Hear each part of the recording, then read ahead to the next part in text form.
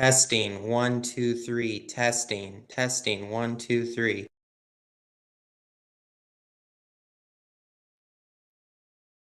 Never anybody high. Try one more time. Try one more time.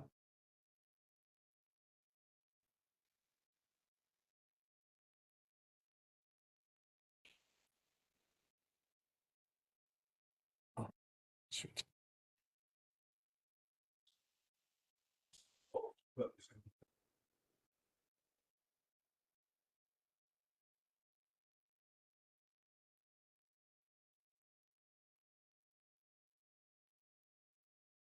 Testing, 1, 2, 3, testing.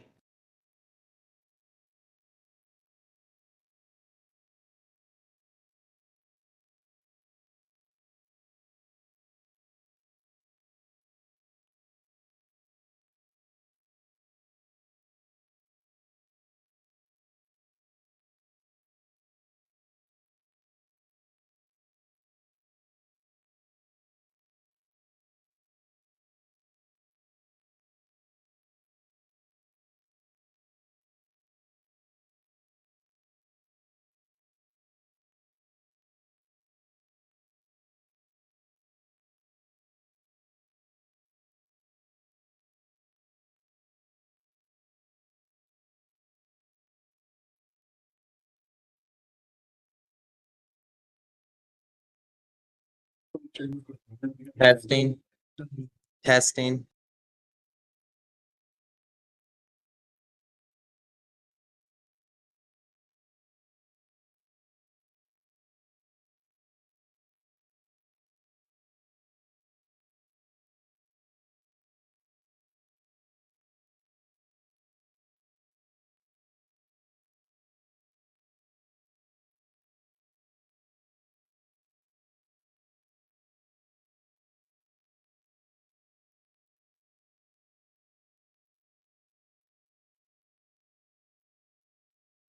Testing.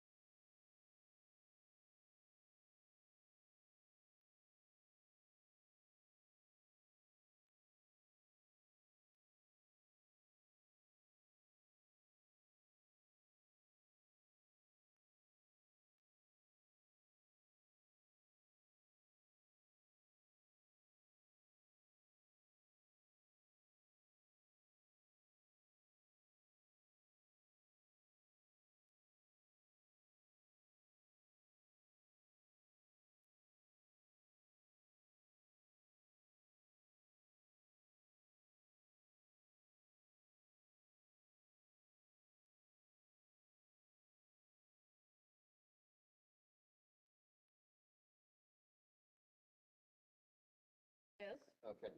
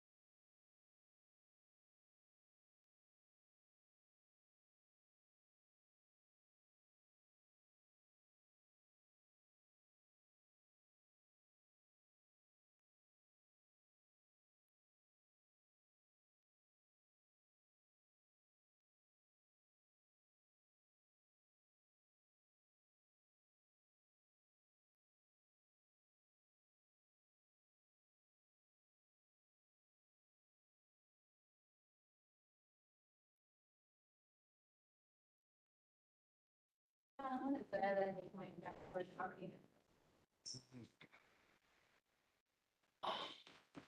like to call this meeting to order, a regular meeting of the Village Board on Monday, October 7th at 7 PM in the Germantown Village Hall Boardroom, and also can be accessed via WebEx.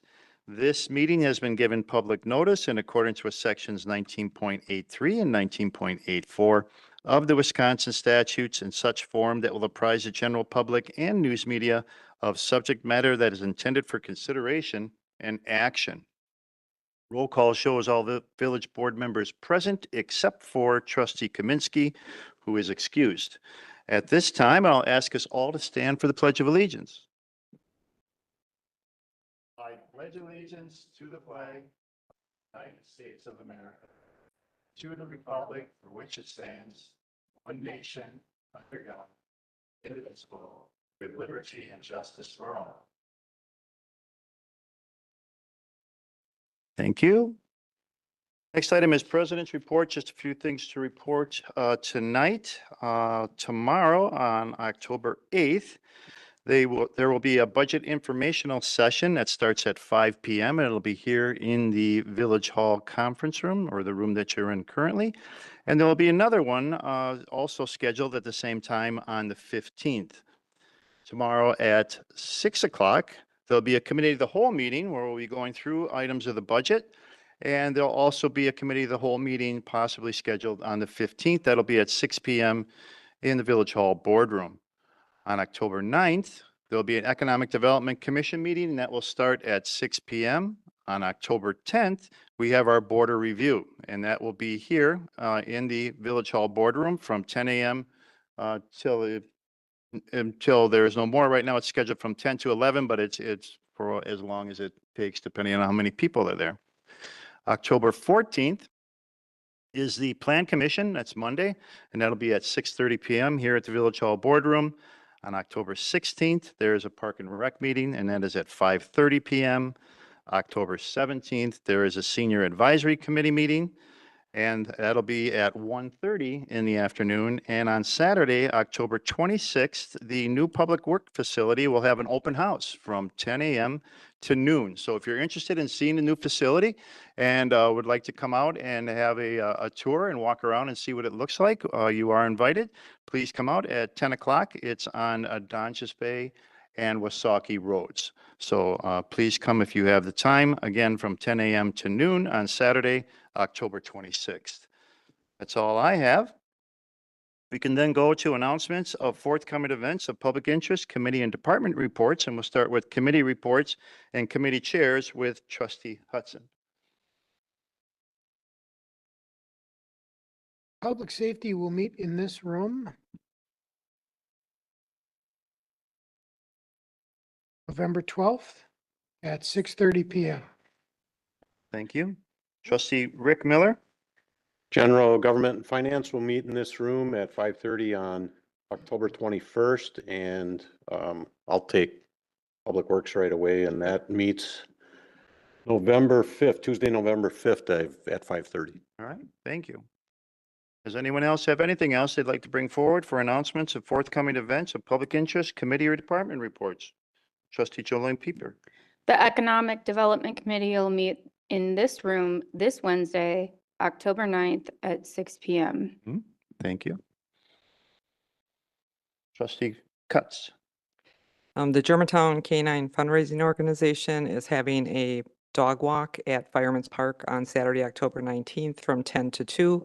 It's just a casual walk around the park. There'll be vendors and costume contest with your dogs. So it's just to get out and just have a nice community event. So no registration needed, just come and bring your You can dog? register online, germantowncaninunit.com ahead of time and pay. You can show up the day of, but you're not guaranteed to get a t-shirt if you don't register ahead of time. Okay, thank you. Anything else for announcements of forthcoming events of public interest, committee or department reports? Trustee Jan Miller. Good evening. There is, the Park and Rec is tentatively planning a ribbon cutting at Kinderberg Park.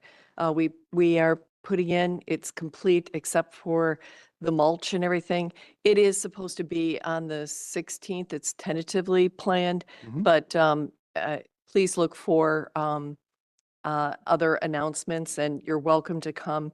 We're very proud of the new jungle gym that was installed.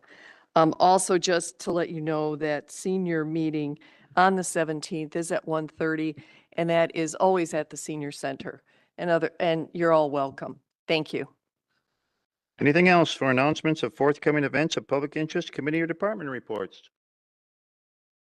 Seeing there are no others, we can then go to citizen input. If there is anyone within our audience that would like to participate in citizen input, you're welcome to do so at this time. Please fill out a yellow slip for our village clerk so she can get your name and your address correct for the record.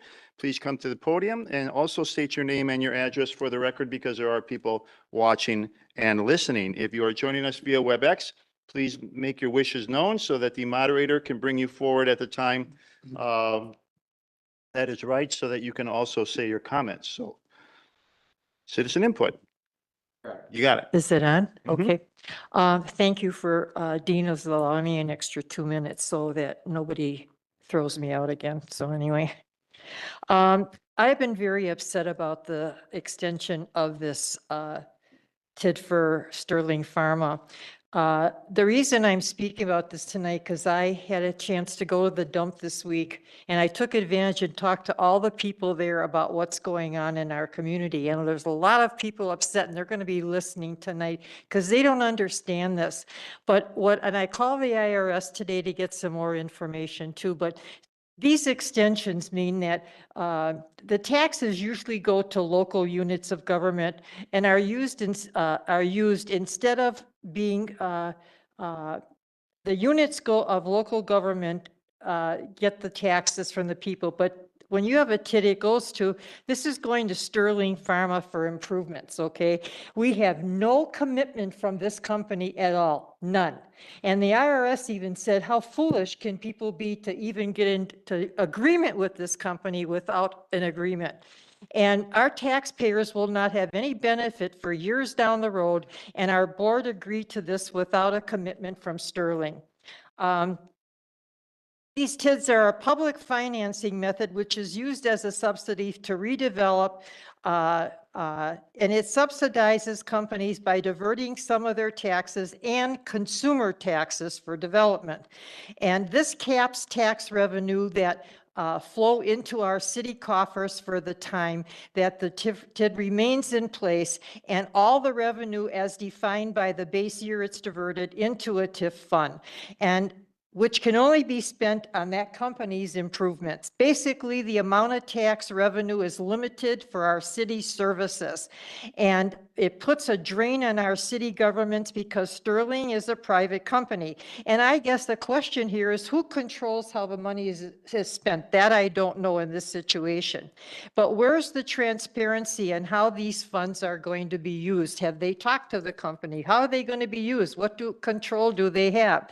And there are cons to this, and potential tax revenue can fall short of projections, okay?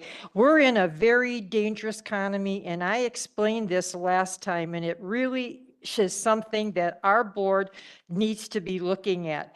And right now, the Federal Reserve does a report every month on the revenue. How do they check the economy? It's called M1 and M2. M1 is all the coins and paper money that's in circulation. M2 is including that, plus CDs and savings and money markets and stuff like that. And what has happened is our M2 supply has declined, and trouble occurs when this happens. This has never happened.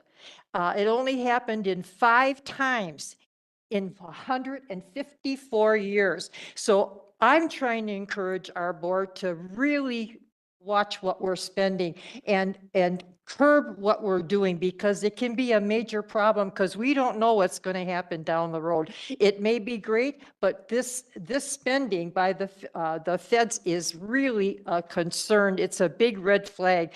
And that money supply as of May 24th dropped 3.5%. And that's been the greatest drop since the Depression. This is not a game. It's serious. And it's something that we need to have our board who controls the money. Governments don't earn money. They use our money, okay? And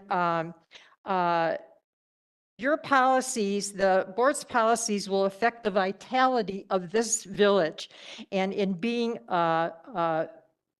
successful for the people that live there. And our monetary fund warns the entire economy of risk. And it's really a shame. And what I'm trying to encourage here with the taxpayers and the board is, my question is, if Sterling doesn't do improvements, does Germantown get all the diverted tax money credit for development? That I don't know.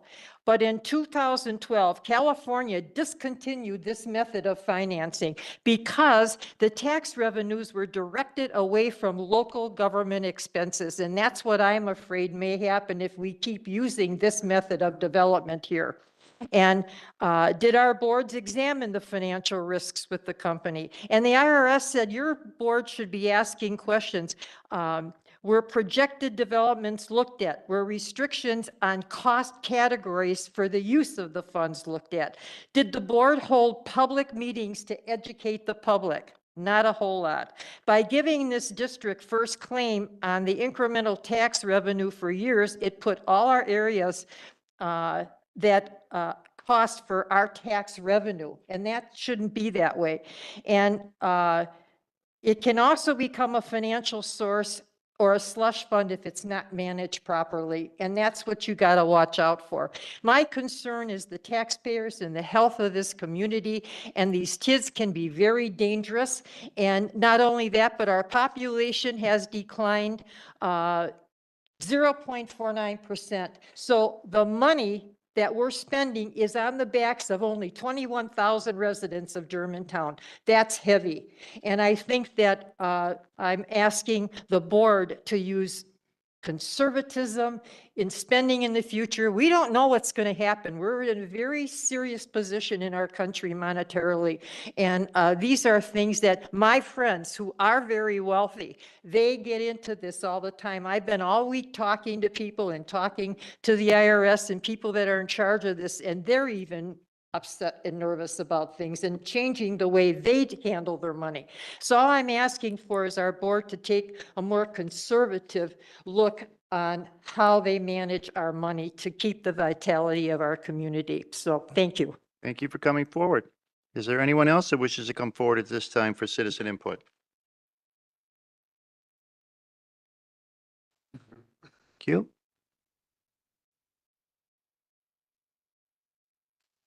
Evening, everyone. Doug Lohman, W180N9881, Rivers Bend Circle West.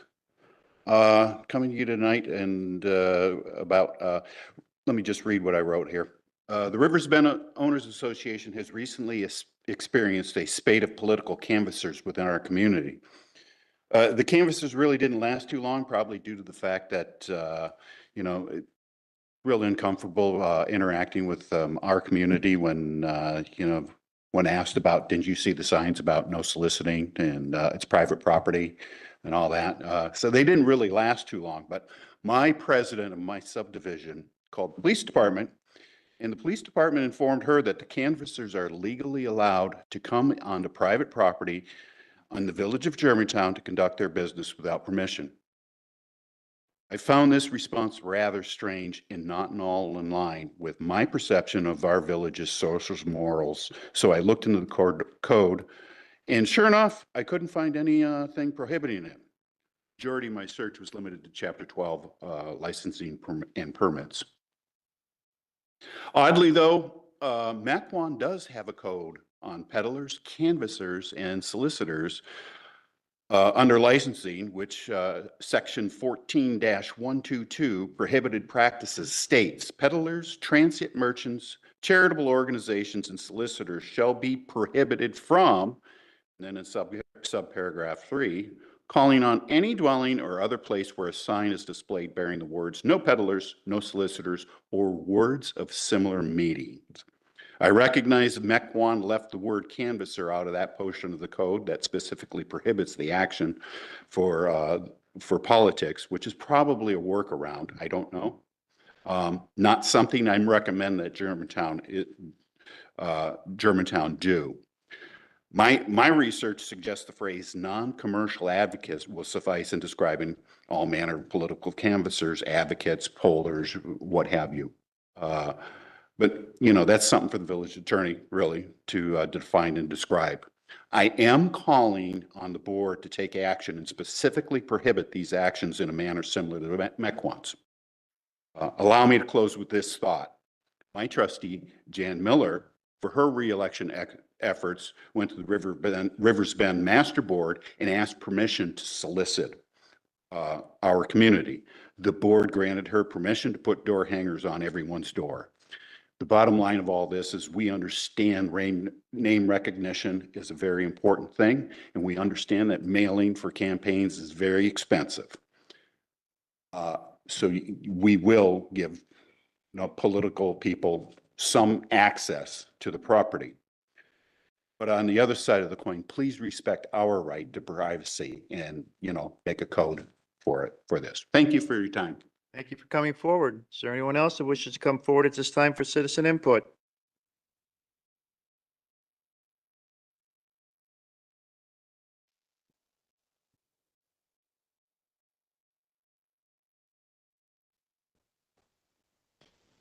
Good evening, Scott Effley, W159 and 10514 Old Farm, Germantown. Just a couple quick comments. I serve on the Economic Development Commission, and thanks to Trustee Pieper's efforts, we're meeting regularly. Really happy that we're making some progress on the things that related to development in this community. And I see EDWC is going to make a presentation, so we learn more about that. Just to remind everyone, the very code that we have for the Economic Development Commission one of the first things it says is formulate, manage, and administer the village's economic development program, carrying out short-term and long-range elements of the program. So if I take that at what it's at face value, it means that things like the Sterling Pharma thing should have been run by our committee. I mean, that is related to economic development. And what I learned in a meeting here is Mr. Casson said it went directly to the EDWC, or the EDWC went directly to Ehlers. Why doesn't it go past our committee when we are economic development? Those kind of things should go past our committee. That's what it says here. We had no input on the Grosnick property acquisition. That is being used for some sort of economic development. We had no input on that. It was closed session. You bought the properties. Again, did not go past the commission.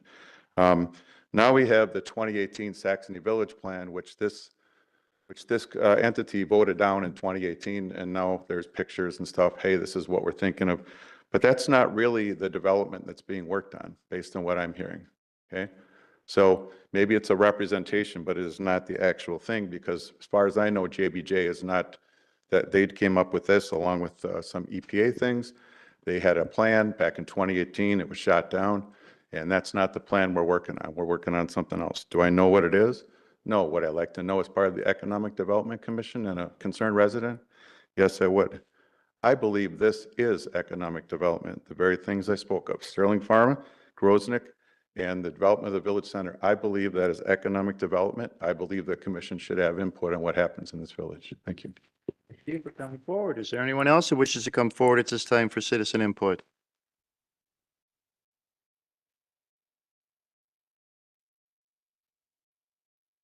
Thank you. Good evening, William Walter, N108 West 17551 Lilac Lane.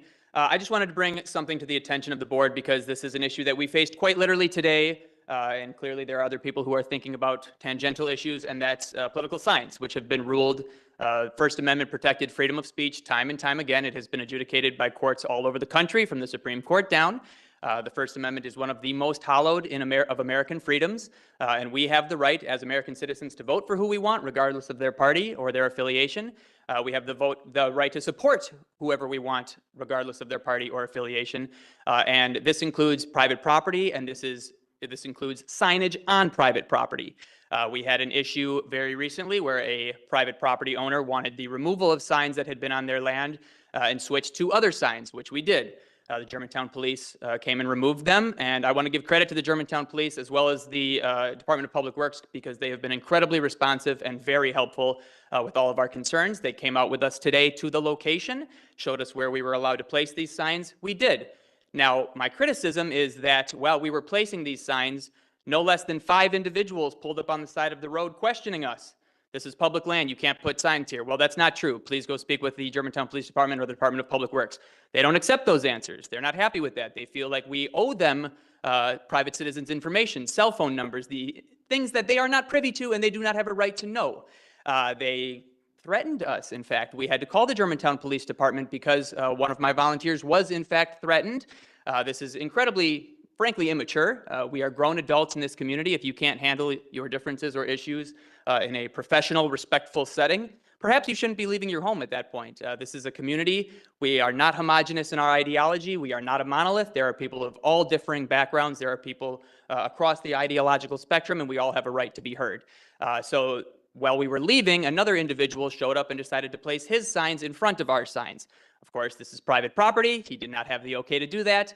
He then, getting tough to my face and threatening me, I informed him that's fine. The police will be here momentarily. They arrived. They handled it incredibly professionally and very politely, and we are very happy for their support. But I request the village board, whether it's officially or through social media, to make a public statement of some kind noting that this behavior is not allowed, that we all have a right to speak or support the candidates that we want to support, regardless of their party. We will not be divulging into threats. We will not be taking this into our own hands and coming onto other people's private property to remove or change or replace their signs. That behavior is unacceptable. And I want to, again, thank the Department of Public Works and the Germantown Police Department for being so responsive to our concerns. They have been incredible, and we're very supportive of the assistance. But I'm coming to you as a resident of your village that we need, as a community, we have to be better. And obviously, as our elected officials, you hold a lot of weight. Your opinion is well respected, as it should be, and I hope you will share this with the community that we have to be better. Thank you. Thank you for coming forward. Is there anyone else that wishes to come forward at this time for citizen input?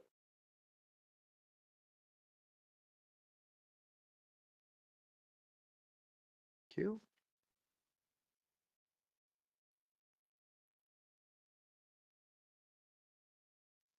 My name is Kara Brandel. I live at West 199, North 11286 Rosewood Court in Germantown.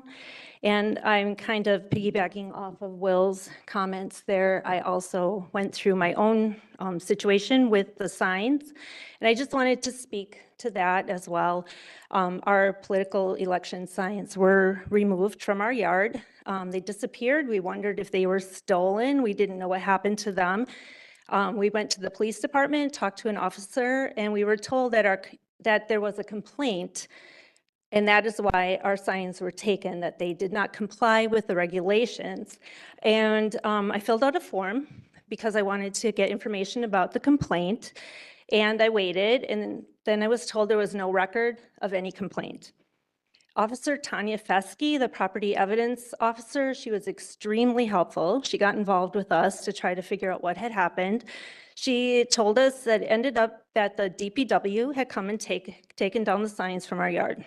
They're large. Our yard backs up on Goldendale, and so they were big signs off of Goldendale.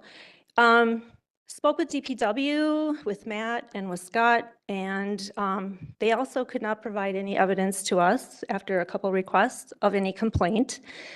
And we wasted a lot of time, several emails, several phone calls with DPW and Germantown Police Department, and we couldn't even get a common answer as to why the signs were removed. Like, we had a copy of the ordinance and the regulation. We were told things like there's a 25-foot easement. No, there's a 4-foot easement. Well, it depends if you're on a county road, or which I understand. There are those differentiations, but In the end, what happened was Matt, the director of DPW, did come out to our house. He determined that our signs could be reinstalled exactly where they were originally. So this, I mean, I was grateful for his help. I was grateful he came out. However, it did take a lot of effort, for finding the signs, talking to the police, talking to DPW, working with Officer Fesky, with Will and other people too, trying to get to the bottom of what happened and why, having to reinstall the signs ourselves after they had been, installed by volunteers originally. So my concerns are, I would like it for the DPW and the police department, the village to all be on the same page, because we were getting different answers from different people. And it caused us a lot of wasted time, and them as well. I mean, they were very helpful, trying to be involved, wasted their time.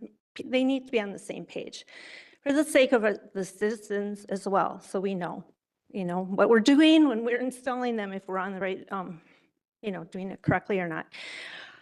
Also, it was very concerning that there was no evidence of any complaint. We were told that was why they were removed. But even today, we've never gotten any evidence of that. So I think that was concerning, and I just wanted to bring awareness to that. Thank you. For coming forward. Is there anyone else that wishes to come forward at this time for citizen input?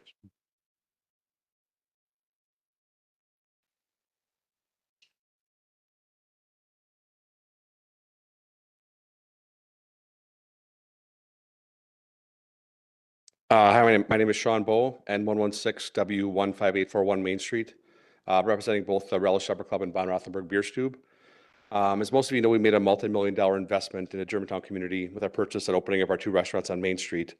The residents and surrounding community have been great with us in supporting the businesses, and in my opinion, the properties are a great improvement to the downtown business district. I have 2 matters to discuss tonight. One was supposed to be on the agenda, but moved off till next week, but I'd still like to speak about it. The first is the updated noise ordinance. We have followed all the village ordinances and worked with our neighbors since day one to try to ensure that they're happy and we're in compliance with any existing ordinances. My concern with the changes, first one is section 907, paragraph 1. The words "or vibrations" have been added to the code. I want to just figure out how we're going to measure what vibrations are acceptable. I'm not sure if there's any level for that. We want to make sure we're in compliance if there is some new part added to the code. The second, there's also talk of an outdoor entertainment permit. I've heard of it on the village website, but I haven't seen this permit yet or know what the details are. I just want to know where I can get more information about what that outdoor entertainment permit is going to all entail. The last part is paragraph 4 talks about determining violations of noise ordinances. The whole section is very vague. I want to make it less subjective if that's possible. They just talk about noise at an unreasonable volume or vibration. So I don't know what they all mean, and it's going to be a pain for the police department going forward, I think, if we don't make it more easy to measure. Next part is, overall, I said that the community has been great. The citizens have been great. The board we've had no problems with the board so far. No complaints. But Germantown is still the hardest community I've ever owned or operated a business in to get started in. And it's mainly come with zoning. The approval process at the beginning of our project was very difficult. And I feel like the goalposts are constantly moving on us going forward, and that's been very frustrating. For example, last Tuesday, October 1st, I received an email from Jeff Retzloff with a revised zoning permit for our properties on Main Street. There's a number of changes in the new permit. The most prohibitive one is that we can no longer park business vehicles on our property. I think it's said in there exactly, it's only for customer parking. The parking lots for customer parking only. The main part is that we purchased a food truck, a pretty significant investment in this food truck, which was compliant with our zoning permit before these revisions were made. In this revised zoning permit, it says we have to have it removed by 12/31/24, which is end of this year. So we've invested, $40,000 plus into a truck that we can no longer use at the property. But also says using parking spaces for anything other than customer parking is prohibited. The way I read it is that even our employees cannot park in the lot. And from what I know, there's no other businesses. There's been no complaints from customers, neighbors, businesses, anybody about parking on Main Street. Nothing new has come up that I've heard that anyone's told me. There's a lot of businesses on Main Street all competing for the same parking spots. From what I can tell, Bub's, Precinct, Ivy's, Tiny T's, gals, they can all park their cars on their property. For some reason, we're not going to be allowed to going forward, which doesn't make sense to me. The updated permit was emailed to me, and from what I can tell, it did not need any approval from any part of the village government or boards. It was just emailed as the new rules for us, essentially. I met with our legal counsel today, and have another meeting tomorrow to help us advise us of our rights in this matter.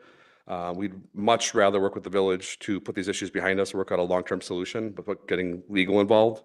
So my ask from the board is, and the village, is to come together and meet with the correct parties at the village to figure out how to revert our zoning permit for one, and to discuss a long-term solution to the parking problem on Main Street. I'm not sure there is one, but if the village thinks there is, let's figure out a solution to it before we start changing businesses, how they can operate their business. So, thank you. Thank you for coming forward. Is there anyone else that wishes to come forward at this time for citizen input? Anyone online? All right, if there is no one else, then we can go on to the next item on the agenda, which is consent agenda. Board? Make a motion to move approval of consent agenda items A through H as presented. Second. Motion made and seconded to approve consent agenda items A through H. Is there any discussion on that motion? Trustee Chan Miller. Sorry. I'd like to pull item E as in Edward, please. Okay. Pulling item E. Any other discussion? No further discussion. We'll then vote on items A through D, F, G, and H as a roll call vote, please. Trustee Warren, Aye. Trustee Ketz, Aye. Trustee Baum, Aye. Trustee Jane Miller, Aye. Trustee Hetzen, Aye. Trustee Pieper, No. Trustee Rick Miller, Aye. Village President Walter. Motion passes. Consent agenda item E, approval of an agreement with MLG for a sanitary sewer easement and land transfer for High Point Pass right-of-way. Trustee Chan Miller. Yes, I have some questions in the documents that were provided to us. Is Kevin, oh, Matt. Go right ahead. All right. So in the summary of this MLG for sanitary sewer easement and land transfer for High Point Pass right-of-way, it says that the High Point Pass includes the sanitary sewer and water main work and fulfills the requirements of the development agreement with Truck Country. But let me know if I'm mistaken. I don't think this is the agreement between Truck Country. It has MLG on it. So we're not provided with that? The agreement with Truck Country was already passed through the village board. This agreement Okay. with MLG gives us easement through their property to build the sanitary sewer and at the end of the Truck Country driveway. So in the Truck Country agreement, we agreed to have sewer available for them to connect to. Okay. This agreement furthers fulfilling that obligation. Okay. So you provided a map and in our documents, it's page 30. It's this nice colorful one. It says that I think the blue line is where the sewer is supposed to go. So I'm just trying to identify. That's just an overview map to give you kind of an idea of where Okay. the project is. There's another exhibit in there that shows the MLG property itself and where the easement for the sewer would go. Correct. Yep. So if you're looking at that document, It's called Exhibit C. Okay. Exhibit C, it shows the path that the easement would follow. And then it also depicts the right of way, which is also part of this agreement. They would be giving us land for the right of way necessary to build High Point Pass. On this document, I mean, it's clear, this, the intent is to put the sewer through the middle of it's kind of along the side, Correct. but it doesn't follow the road, right? No, it doesn't follow the road. Why is that? It's just constructability and elevations for the sewer. Going down the High Point Pass, like where the road will be, Yeah. will result in too shallow of a sewer. So if we construct it through their property, we can get proper depths. And it has the benefit of eventually serving multiple property owners. Truck Country, whatever ends up being developed on the MLG property, as well as the Holy Hill Storage property. Yeah. The other piece to that, Trustee Miller, is that on that colored map where you see kind of it's purple on my screen, I don't know if that's how it printed or not, that indicates that sewer and water by Richfield through that area. There actually will be two lines there. The line that you're seeing in purple is actually going to be a force main that provides a connection ultimately to the south, at which point it eventually will become a gravity sewer, but it's force main through that particular location. And you typically don't put a lateral into a force main. It generally doesn't work well for the people who have laterals on those locations. It goes backwards, in other words. So the lateral is the easement document, the Exhibit C that goes along the east side of the property. That's really the lateral for Truck Country that's going through that area. It's going to be a little bit bigger than a typical lateral because the MLG property will be able to tap into that line as well. But that's all gravity and they're able to do it there. And the reason it goes to that side is as Mr. Mortweld indicated, just because it's gravity, it needed to go lower. And so that was the way you did it based on the terrain. It has to be dug deeper. Correct. Okay. And then it does say on the colorful map that the sewer and the water are labeled Richfield. So are those Richfield's responsibilities as far as cost?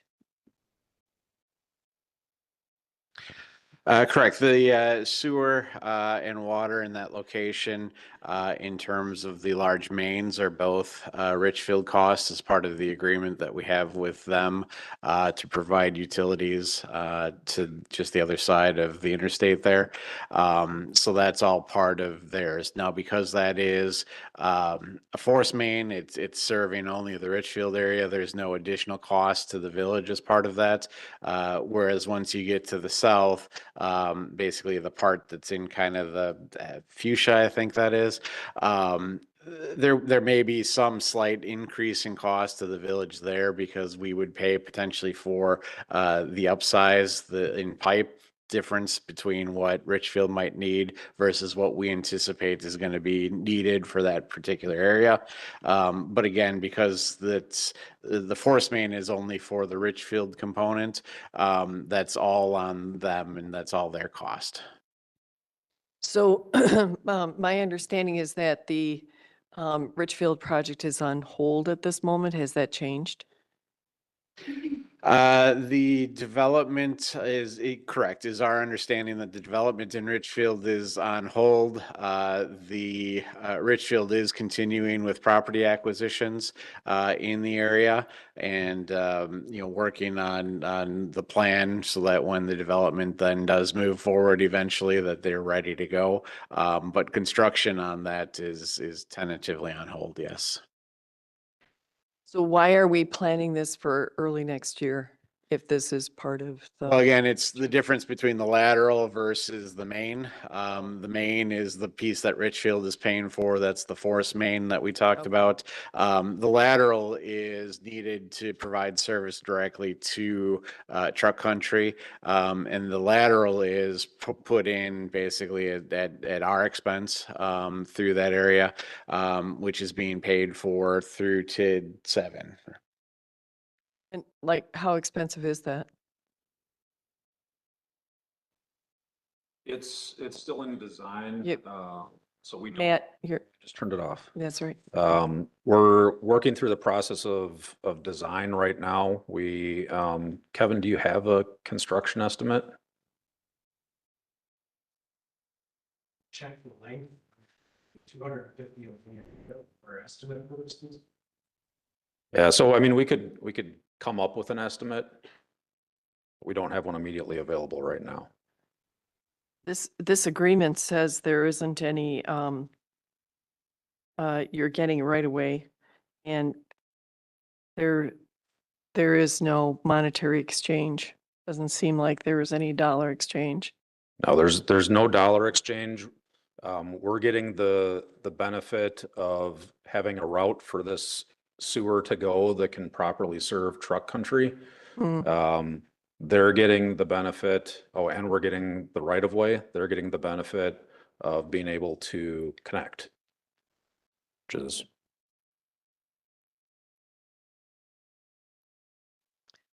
And just so you know, it says on 5, consistent uses allowed. 5B, it says no obstruction to access to the sewer or water main. I think it's supposed to be water main. Might want to make a correction. we can do that. Okay, and then, so is there any difference between Exhibit C and B with this? To be dedicated to the village for the right-of-way? Is the right-of-way exactly the same?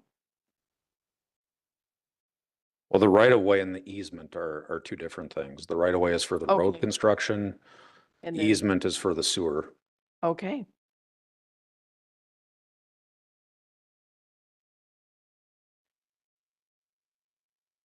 Those are the questions that I had. Thank you very much. Make motion to approve item E as presented.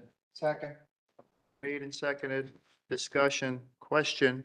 Was most of this presented during the Public Works meeting, at the last Public Works meeting? Thank you. Further discussion on the motion to approve? No further discussion? I don't need to do roll call for this, yeah? No, there's no monetary. All those in favor, please say aye. Aye. Opposed? None opposed? Aye.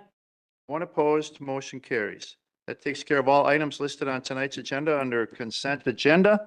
We then go to unfinished business with discussion regarding current municipal code for solicitors, canvassers, and, excuse me, peddlers. Village Attorney, is this yours? Or, oh, I'm sorry, Madam Clerk.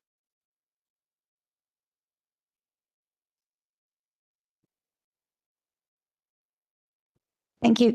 Thank you, Village President. The reason why we're bringing this before you, we did take it, it was originally placed on the public safety agenda. And the reason for that was it was asked to be placed on there based on a couple of complaints that we had received from residents about the time that peddlers were able to go door to door. So peddlers, canvassers, solicitors go through the village clerk's office to apply for a peddler's permit. Those peddler permits are good for a period of time. And the time that we currently have here in the village of Germantown in the code was already listed until 9:00 p.m., which is pretty consistent with our surrounding communities. So we want to bring it back before you and see if there are any changes that you guys would like to make as it relates to time, duration period, or fee. What my findings and my deputy clerks have found when we look at our surrounding neighbors, our fee is quite low and our time is greater, meaning the duration that they can go door to door is for a longer period of time. What we're finding is that a lot of communities do 30 days. So we'd like to see if you would like to make any changes to our current code as it relates to fee, duration, and time. Yes, Trustee Bob? The comment that was brought up earlier that if I have a no solicitation, no peddlers, nobody come and bother me, does that prohibit people from coming to my house? Or do we not enforce that? So I have not personally, village attorney, had one for political, but more for sales of. Well, anything. don't come to my house. Yeah, so a no solicitation sign absolutely would prohibit somebody from approaching the property and selling materials, for example, And that kind of stuff. It does not cover political solicitation at all. There's some state statutes that kind of relate to that. It's a First Amendment issue. That's kind of the bulk of our free speech in America centers around political, speech and being able to do that. And so there's not really an ability to regulate that from a governmental perspective. Certainly the community, can try.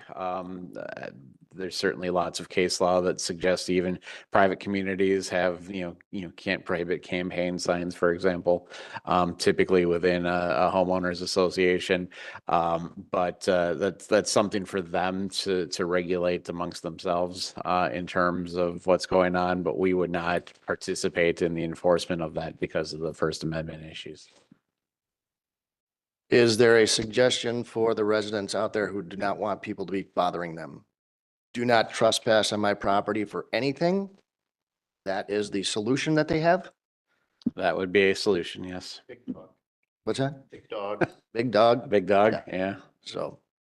So because of the First Amendment rules, we're somewhat prohibited, but if you want to put a no trespassing sign on your property, you can then call the police to get these people off your property. Right.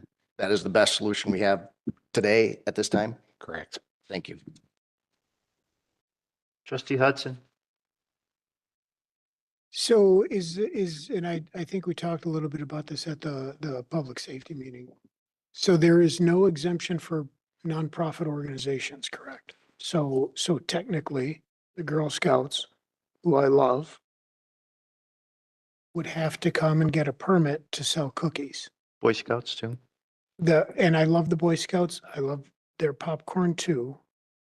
But I have a cookie problem. So we would, under this as it's written, those two organizations and any other organization that wants to solicit funds or sell that's a nonprofit would have to get a permit from the village hall. Do I understand this correctly? Under the code, they should, yes. I can tell you that I would guess that there isn't a single Cub Scout or Girl Scout in the village who has ever gotten a permit in the history of the village, would be my guess. The individuals would be by troop. It would be by troop. Fully enforced. Could be either way, correct? And they have. And so when the Girl Scouts sell the cookies outside of Pick and Save, they would need a permit then to do that too? Permission. And then lastly, my final question is regarding religious speech. At times we are visited by certain religions, not necessarily asking for a contribution, but an invitation to come and join them for services somewhere. Is that protected, or how does this ordinance deal with that, please? Sure. So in terms of the sales, like at the grocery store, that arguably would also require a permit under our current code. Again, I suspect that there are not many nonprofit groups that are getting that permit from the village.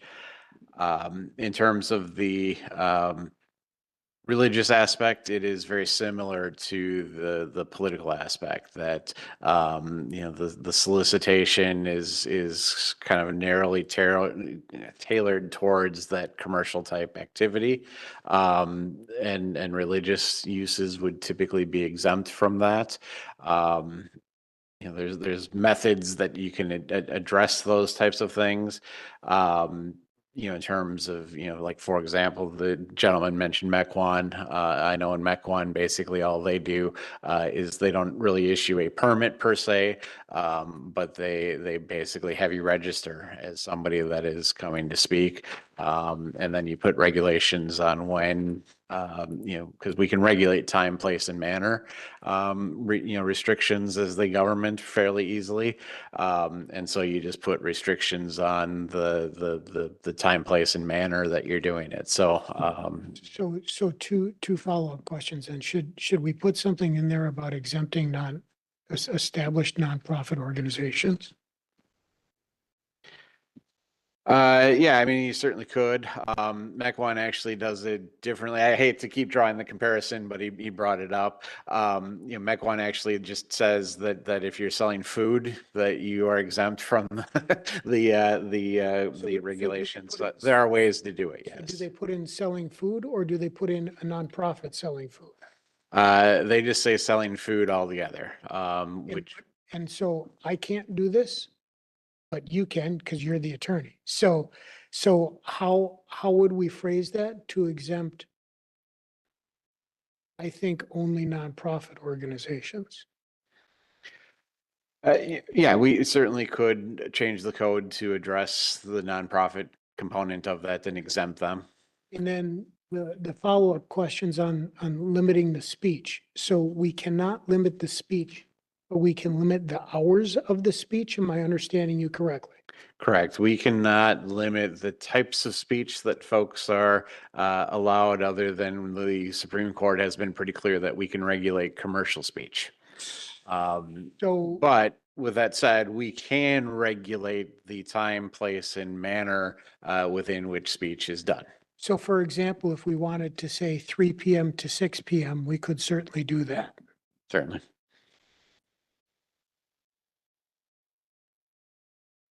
So I'd like to make those changes. Do I need a motion? Because I'll never be able to put it in the correct legal. What we could do is we could give recommendations of what we'd like to see within the ordinance or change within the ordinance, and then have them come back with an official draft that could either be going back through public safety or back before this board. I would like to see any established nonprofit that is selling tasty treats. I'd like to see them exempted. And then I personally, I think 9 PM is too late to allow political or religious speech going door to door. I always would stop at sunset, just out of I would, respect. I think sunset is exceptional. 10 AM to sunset, I think, would be reasonable. Motion? That is a No, the motion. motion, I think, would be directed to have staff make changes that are recommended by the board and then bring it back as a resolution. Ordinance. Ordinance, I'm sorry. There's an ordinance. That's the motion then. It's just recommendations, trustee Baum. Just throwing out recommendations that you'd like to see. That's what I'd like to see. Trustee Jan Miller. Could you explain the word then, what we're talking about? Because we do have the word canvassers in this statement about this municipal code, solicitors, canvassers, and peddlers. What are canvassers? Sure. Canvassers is certainly a much broader term than just the typical political canvasser. That's their canvasser is just basically somebody that's going door to door to solicit or to get money, gain support. It's a pretty broad term. It does not apply necessarily just to political canvassing, although that's in this context typically what we all think of because that's what we're used to doing. But it's a broader term than that. And where are the people that have permits? I think Village Clerk Ott said that there were a list of permitted solicitors. Where would a resident find that? Like, is it posted on the website or? Yes, it is. Okay. And that can be added to, correct? What can be added? Anyone that applies and pays for a permit. So anyone that does apply and once the background check is conducted and they are approved and issued a permit, we put all issued canvassers permits on our website.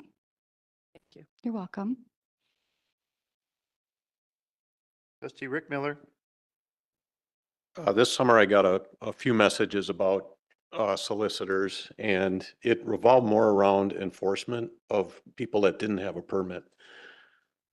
What is the current process if someone is going door to door without a permit and enforcement of that? And do we need to change anything when it comes to enforcement? Certainly, the code contemplates two potential activities. One would be, an individual or a company, for example, that was in some way derelict in registering all of their employees, for example. That registration certainly could be revoked. That's one of the things the code contemplates. The other thing is that the code does call for a potential citation to the individual that could be a forfeiture of not less than $10 or more than $1,000 for each day that the violation takes place. The court, mid-Moraine, set a bond schedule, which is just basically the amount that shows up on the ticket for all of the violations in the community. Without pulling it out and looking, I believe this is a $250 forfeiture that's imposed if they were going to issue a citation. And if someone comes to a door and they do not have a permit, what's the process? Is that notification of the police? Yeah, and actually, we did put some things out on social media about this this summer. If someone comes to the door and there's a concern that they don't have a permit, the resident does have the right to ask them to see their permit.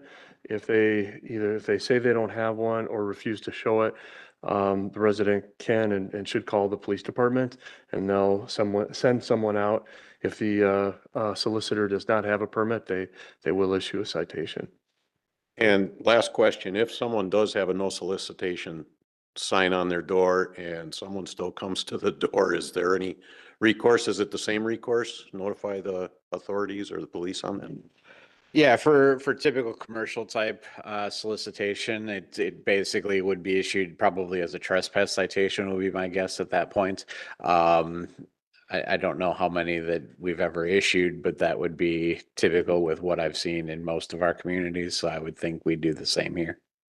Okay. Does our Thank you. ordinance state that they must keep the permit on them as they go door to door? Yes. Okay, good, then it's clear. Yeah, so I think it's important to note for also those folks listening at home and you in the audience, when someone applies for a license for a peddler permit, canvasser, the first thing, as I mentioned earlier, is we do a background investigation. Once our police department approves them, then the permit is issued. We advise those applicants that the permit has to remain on their person when they go to door, and they are required to show that when asked.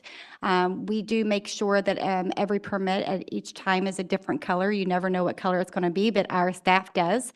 In addition to we have our village seal on it that is embossed, so you know that it's not a replicate or a copy. And they are also required to, a lot of times when they're going to door, they have more than one applicant or more than one canvasser in the vehicle. So there could be 3 or 4 at a time for the roof and siding company that go in one vehicle. So we also provide to them a permit to put in the windshield of the car. So if the vehicle is parked out in front of your house for a period of time, you will be able to see the permit in the windshield, which is another requirement. What the purpose is as to why that vehicle is there, that these individuals are licensed going canvassing from door to door in maybe your potential neighborhood. And then again, the names of those individuals and the company they represent is available on our website, and you can find that by easily going to under legal notices and the clerk's page. Did we get a motion to direct staff to revise the ordinance to some of the recommendations that were made tonight? I'll make that motion. Motion made and seconded. Discussion. Trustee Warren? I think after hearing all of that, it would just be simpler to say, not interested at our doors. So if I understand this correctly, anybody who comes to my door to try to sell something or influence me has to have a permit right now, correct? Except for political. What? Except for political purposes. Which is the influence part. So that's not the case. So people that come to my door trying to influence my vote or take a survey, they do not need a permit. That's correct. Okay. I think the days of, door to door is gone. When somebody shows up at your door nowadays, it's kind of odd, more odd than normal. Yeah. And in most cases, if it's a, Girl Scout or Boy Scout selling popcorn or Girl Scout selling cookies, it's usually somebody from the neighborhood that you know. Because people don't walk multiple blocks like we used to do years ago when we used to have to peddle those things when I was young. And believe me, I peddle a lot of it, but usually the parents are with them and you recognize who they are. It's more of a local community. But I think it's those that come nowadays would be either landscaping, grass services, roof, windows. Aptiv is one that comes around for pest control on a regular basis. But again, not at all what it used to be, even 5 to 7 years ago. But still a concern for many, especially for those that don't want anybody to come and solicit to them. So I do like the idea of looking at our ordinance as it is and making it current and addressing some of the concerns that have been brought forward. Well, I appreciate our clerk clarifying what this permit looks like, because nobody knows what it looks like. And you can forge really anything and say, here's my permit, and your residents aren't going to know the difference of it. So it's a nice attempt to try to correct that. So you kind of paraphrase. So we've been having problems with this, which is why we're taking a second look at this, or is it just because we're in the heat of a big election now and we need to look at it? I was just A little wondering why both. this came up now. The gentleman that came in front of citizen input had brought it forward, and we've had received several complaints from residents to Village Hall in regards to people soliciting in their area. But you will see more people out there canvassing nowadays because of the upcoming November election, I'm sure. And there's a lot of people on that ballot, so you get them from all kinds, whether it be local, state, or federal. All right, further discussion on a motion to direct staff. No further discussion. All those in favor, please say aye. Aye. Opposed? None opposed? Motion carries. That takes care of unfinished business. That then takes us to new business, starting with new business item A, which is a presentation regarding the economic development of Washington County. We have representatives from the EDWC here tonight. And Christian, are you going to start or?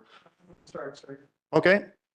You want to come to the front podium? The technology tested it so that hopefully we all have a better experience this time.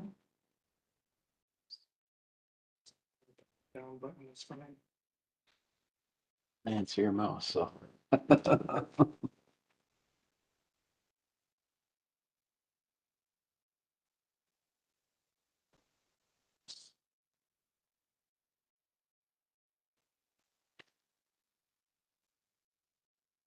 All right.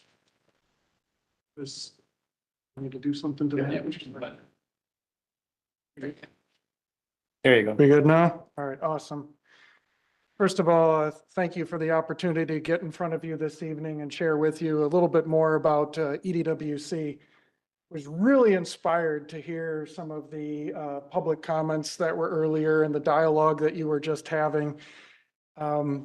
I'm executive director with EDWC, Christian Cheshlock, which you probably know, but what you may not know is I served in the Peace Corps, and I served in Slovakia for 3 years. And about 2 years into that service, I got an interesting question that I wasn't sure how to answer at first. And it really ties into how EDWC got its start. And the question I got was from a group of youth, actually a couple of groups of youth, who said, hey, you've been here for 2 years now, and you've seen what communism did to our country. And how in the world do you feel we can actually make any progress given the challenges that are in front of us and all the work that's yet to be done? And I said, in response, after thinking hard, our democracy began somewhere at one point in time. And it's still a lot of hard work, and it's an ongoing work to preserve that democracy and our growth. But our culture is about pulling ourselves up by our bootstraps. But what makes that culture unique and special here in Washington County and in the village of Germantown is we do that together. And you see that with the start of EDWC back in 2005. We had an extremely different economy. It was actually looking a little bit more like some of your concerns that you had earlier. Unemployment rates were different. The challenges in front of us were fierce. And our existing business community was wondering, with all this emphasis on attraction, the next shiny, sparkly star, what about those of us who are already here building our businesses? Meanwhile, government budgets were getting tighter, and we recognize that while we can pull ourselves up by our bootstraps, we do a lot better, we're a lot stronger, and we can get real work done if we do so collectively by pooling our resources. And that's the genesis of EDWC, is public-private partnership coming together fiscally, strategically, and with hard work to get development done. And we do that differently here in Washington County and in Germantown. Many of our peers, as I mentioned earlier, are focused in on business attraction, the next big company to come into town. They're focused in on convincing you. We don't feel like we have to convince, we need to execute. Our companies are here and have made their decisions. Our entrepreneurs, our residents are here. They're working their own businesses or they're working at a business. We just need to be able to execute. A lot of our peers are about convening. We are focused in on solving. A lot of our peers, as I mentioned, are about attraction. We're about fueling existing. And a lot of our peers are focused in on new spaces. That has its place. We need inventory for development, but we also have some inventory that can be repurposed to higher and better uses. You see on this slide, while it's not Germantown, the quote is from a business owner that really sums up the essence of how EDWC and our public-private partnership works. We're not afraid to tackle the tough stuff. It's not about talk, it's about executing, and it's about doing it in a way that advances the vision and the opportunities here in our Washington County communities. And this is just one example of a forge that got transformed into the headquarters of an existing business. Part of our first effort back when I came on board in 2009 was to really focus the mission and increase our accountability. You saw our mission on the earlier slide was really focused in on prosperous lives. That's at the end of the day what economic development is about, is really enhancing the opportunity around prosperous lives and families. Here you can see some very large numbers. We set as our 2030 target for new private investment. That means projects that we've worked on with entrepreneurs. One of them is here today, and the kinds of investments they make in our economy. We set as a 2030 target, 500 million. You can see where we're at today. It's a little bit older data right now, but that's roughly where we're at today. We set new direct payroll. That means the new jobs, more important than the job is the pay that they're receiving, again, towards that prosperous lives. We set as a target of 1 billion by 2030. We're well on our way to that. And if you look at net public benefit, and what that ultimately represents is a calculation of the fiscal revenue that comes in from these projects, less expenses. And that would include any incentives that were offered, such as some of our low interest financing that we offer the business community. That net positive as of today is 31.2. We set a target at 50 million. Those are big numbers. So kind of in an effort to try to get at what do these numbers mean, really, if you take that 850 million, for example, in new direct payroll, there's a lot of ways we can crack this nut, but let's just say, for example, we take the average household income here in Washington County as of 2023 anyway, and what that amounts to is over nearly 8,000 families that have a greater opportunity coming from that. And that payroll is the gift that keeps on giving. That's new payroll that continues forward as the business expands and grows. Another number that we should attempt here to get our arms around and make a little bit more real is that 31.2 million in new and net public benefits, again, after incentives. Really what that represents is less taxpayer burden because there is this new net positive revenue that's coming into our area coffers across all of our taxing bodies. That would be very difficult to break out specifically here in Germantown. So to generalize that around across Washington County, if you took all of our households in Washington County, that's over $500 worth of savings per household. If you were to assume, based on our current data, that there's 8,281 households in Germantown, that's about 4.6 million in tax benefits that is accruing to the Germantown community, to put some of those larger numbers in perspective. When we said earlier, we are about doing the hard stuff. As that CEO had indicated in a previous slide, a lot easier to locate projects in cornfields or farm fields. And again, there's a place for that. There's a place for that. But if we can work hard to repurpose some of our existing spaces, that's important too. EDWC recognized that we have that opportunity all across Washington County and worked with Washington County to set up the Site Redevelopment Initiative or Program, SRP for short, like acronyms. And just like we measure and our activities, we measure our activities through this initiative as well. What, again, really defines Washington County, and I think as local residents, we take this for granted a little bit, and having lived in other locations, I don't. And that's that collaboration that we engage in.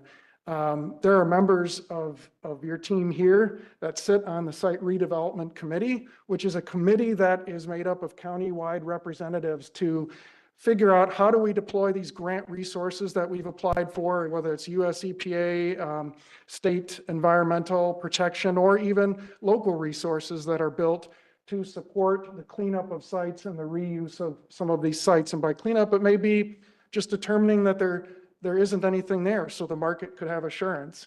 And what's remarkable to see is that commission, even though they have a selfish interest to see some of these projects happen in their community, again, with that rising tide floats all boats mentality, vote to have project successes in other community on the basis of what that impact will be. And we'll show you how we assess that impact a little bit later.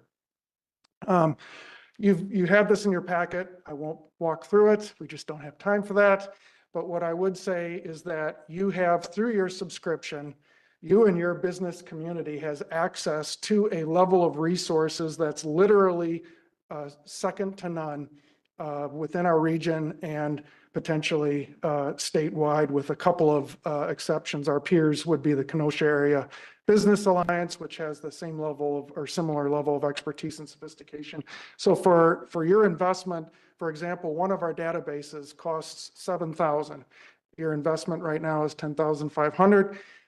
That most of it would be blown on a database that we can access, but you have access to that because we're able to pool those resources countywide and bring these this level of sophistication forward to you. Our mission, again, is fueling prosperous lives. And so how do we do that? We go about, one type of fuel that we offer is capital. Here you'll see a company that moved into Germantown. Machining Concepts has been growing strong, has already gone through, successfully gone through an acquisition.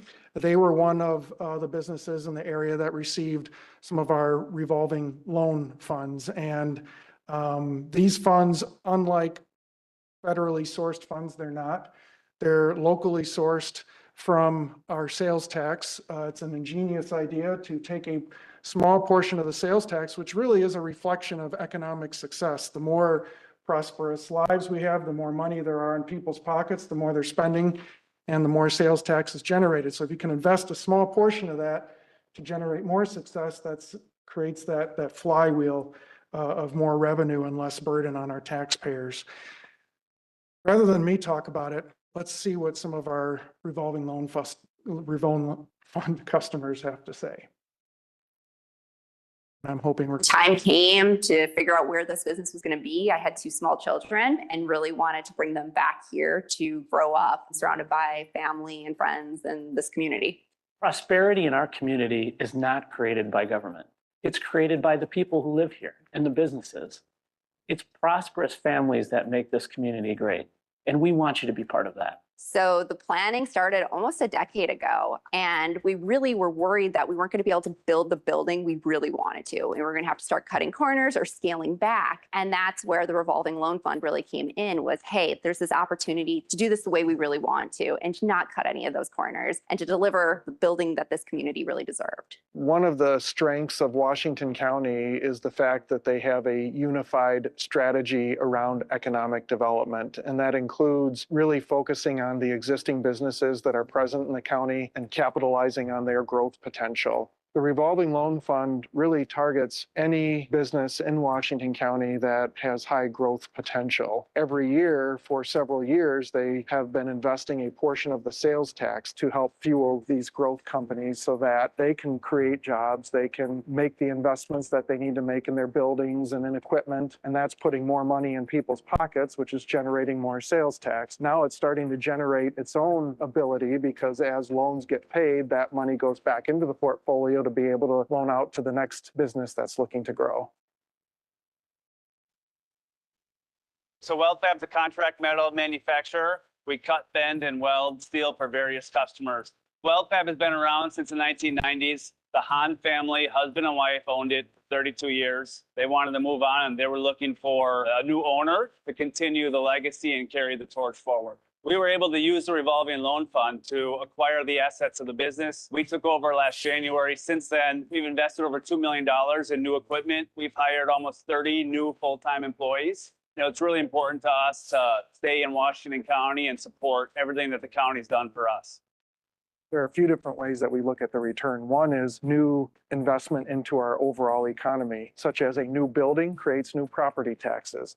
We've had over 400 million worth of new investments since the inception of the program that has been cultivated here in Washington County. Another way that you can measure success for something like this is we obviously want to put money in people's pockets. And we have put over $800 million worth of new wages into our area economy. Those are multiples of thousands of prosperous lives and families that have new opportunities as a result of investment in this program. HDI Wholesale is our family company. We are a wholesale distributor, and our primary customers are charity nonprofit organizations. We were in a 30,000 square foot warehouse we were renting, and we needed more than twice that space. Jim Blyce from Design to Construct referred us to EDWC, which was really essential in allowing us to build the building of our dreams for our business. The EDWC portion of our funding package came in right at the beginning, and so we were able to close on the land quickly, which was the first step. It's an impressive looking building. It really gives us credibility in going after large new national charities that are looking at us as their resource for getting what they need. So our business plan really did expand, and we've gone full force into it, and it's paid off. It's not about the numbers, it's about the people that are here and making new opportunities in their own communities. Aspen Sky is a winery, a distillery, and an event center wrapped up in one building here in Slinger. We're kind of tucked back at the end of an industrial park to really give us an amazing backyard area as well. I love that I got to come back to my hometown, to be surrounded by my family and the community I grew up in, and pursue this dream that I'd had for a decade before. We hear from customer after customer that this program has been a game changer for what they want to accomplish, allowing them to do more, do better, and exceed their own expectations.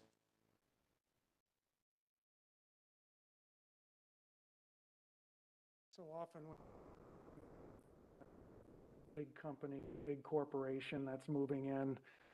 What you heard in those stories, this is about families that started their businesses here in Washington County and carrying the torch forward to the next opportunity for that business, whether that be a new owner or a new investment. In fact, we care about not just even the mid-sized company, but some of the smallest of companies who don't need who don't have a multiple $100,000 project, but just need a small bit of resources to take their next step. And that could be the Main Street business. It could be a young startup.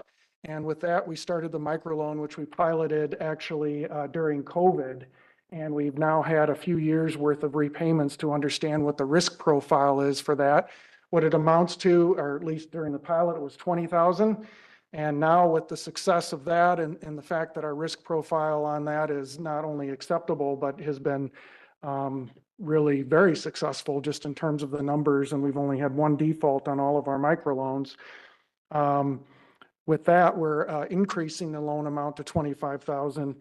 The driver here has been that we keep hearing over and over the inability of banks to meet the needs of our really small businesses in Washington County for smaller capital projects.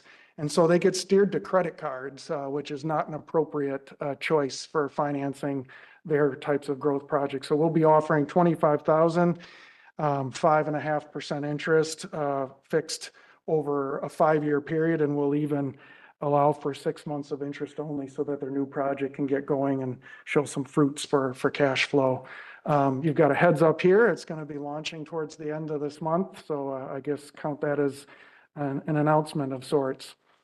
This is a map showing that basically our activity has been distributed across the county as it relates to the capital that we offer as fuel. But you will notice two things. One, heavy concentration in Germantown. So Germantown has been and its businesses have been a strong benefactor, as well as not just volume, but the size of the deals that we've been doing are notably large in the Germantown area. So we're really been proud to be partnering with the village, partnering with you, and partnering with our business community to create so many successful opportunities. In fact, we wanted to bring one close to home here to be able to share with you. And Scott, thank you very much for carving out of your busy schedule today to speak with us about your experience and what economic development means for you. But before we let Scott talk, to help keep our time tight, we've got a little video clip to introduce his business, just in case you hadn't heard anything about Old Germantown, which would mean you probably had to be under a rock just about. Very successful enterprise, but here you go. Long-standing farming communities have something to do with this legacy of caring for your neighbor. Because historically, farmers relied on each other for help. I am headed to another farm just down the road. This one is Old Germantown, a 120-acre farmstead that was settled back in 1842. Today, it's a sausage shop, a brewery, and a restaurant. And I'm gonna make some sausage, so let's go.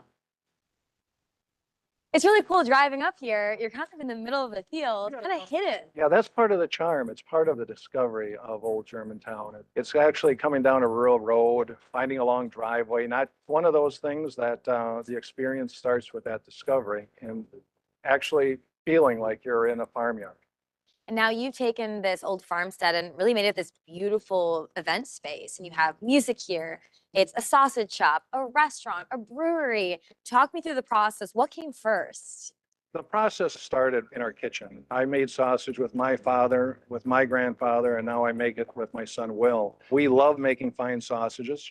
And we knew that Old Germantown would have a sense of sausage making and the meat processing that this area is known for. The brewery came next. We purchased the brewery from Titletown and we started brewing about 14 months ago. The mission is to be able to go back in time and remember the roots of this community, but we're also looking to maintain things. The farmland here is meant to be preserved over the decades to come.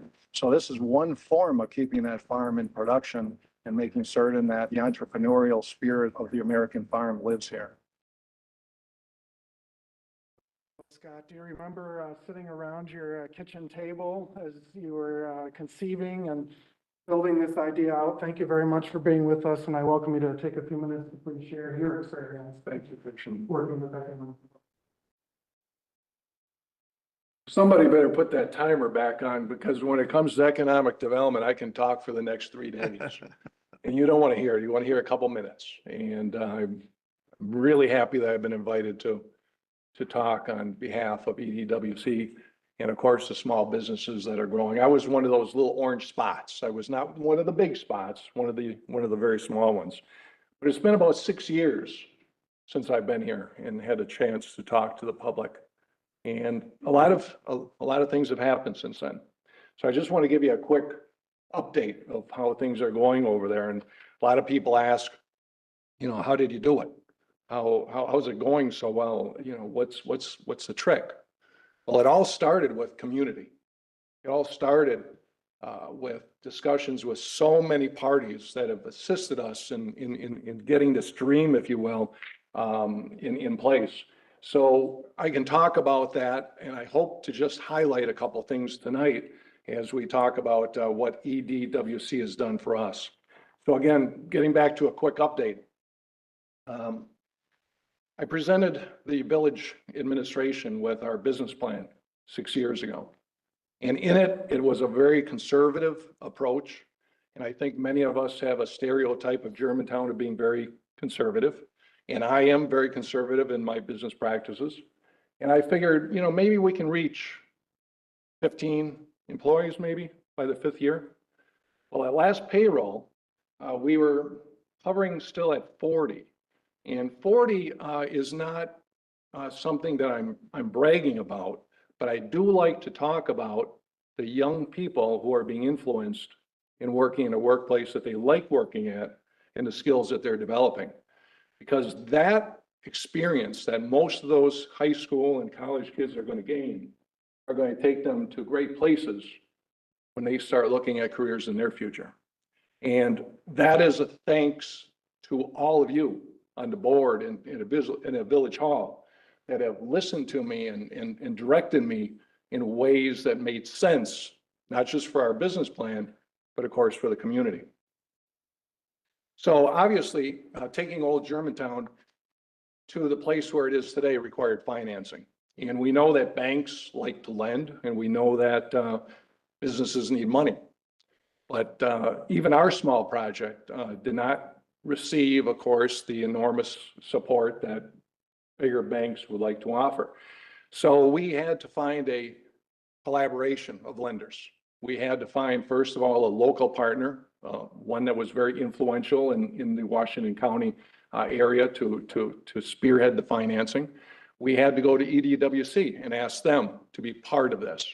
Because the more that we gain, the more small businesses gain in terms of working with innovative methods of finding local growth through local government assistance, it certainly creates the growth possibilities that old Germantown has experienced. And it reduces the risk, obviously, for our bank when we come to them with a collaboration that included EDWC and the staff, of course, that assisted us to getting things done.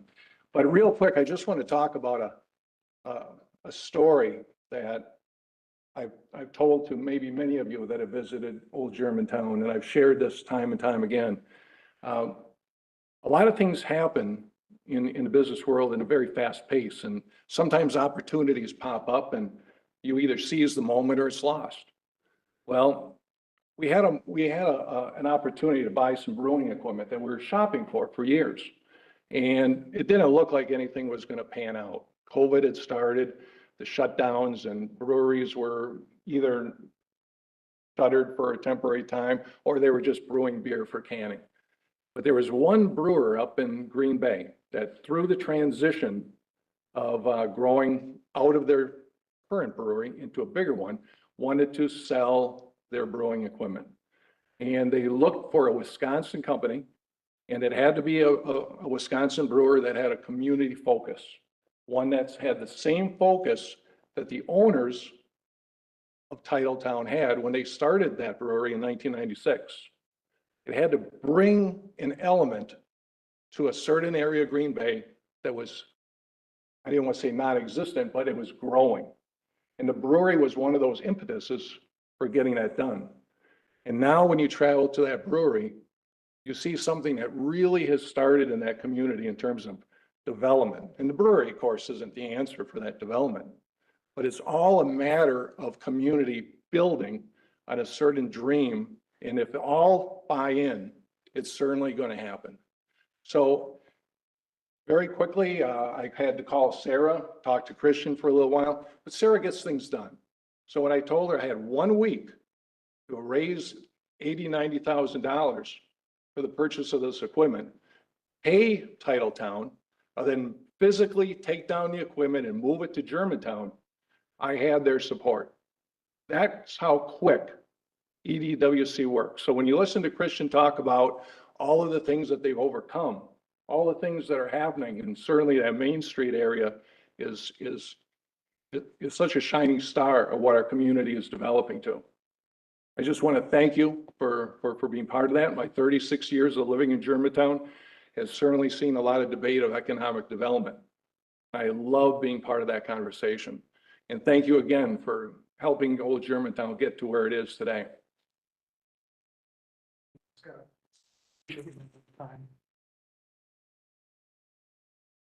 So in the interest of time, we'll move quickly through some of the other ways that we're fueling and partnering with you in advancing our business community. And again, Scott, it's been a privilege to work with you and the investment that you've made here. You had mentioned workforce, Scott, and workforce is another bit of fuel that we get involved in. It's one of those that a lot of our peers talk about. There's again, a lot of convening study groups, but it's a bit of quicksand. There's a lot of players involved in workforce. So trying to figure out where your place is in that world is extremely difficult. And as you may have heard, our presidential campaigns have been talking about one area where we can make an influence in workforce, and that's dealing with the housing crisis that's in front of us, and particularly the affordability crisis. But while they're talking about it, EDWC, our local communities, and Washington County have come together to create a uniquely Washington County solution. It wasn't easy. There was a lot of whatabouts, you can't, and we had to work through all those whatabouts and you can't, but finally we ran out of them. And we are here with a program today. Here's just one little example of how we can, through housing, influence our workforce opportunities here in Washington County. When we started looking for a house, we're in that fun spot, like where we have good jobs, so we don't qualify for a lot of the programs, but we don't make like quite enough to be like comfortable buying a new home. So we were kind of in that tough spot.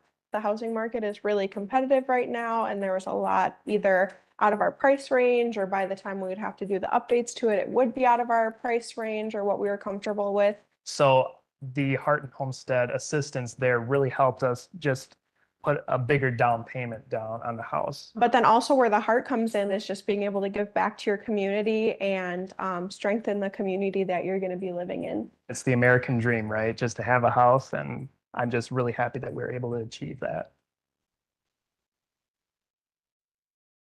So what Heart and Homestead is an earned down payment incentive. Again, very uniquely Washington County as a conservative location. We don't believe in handouts, we believe in hand-ups. And so this is an initiative that provides an incentive at the time that a family needs it, which is at the close of their home.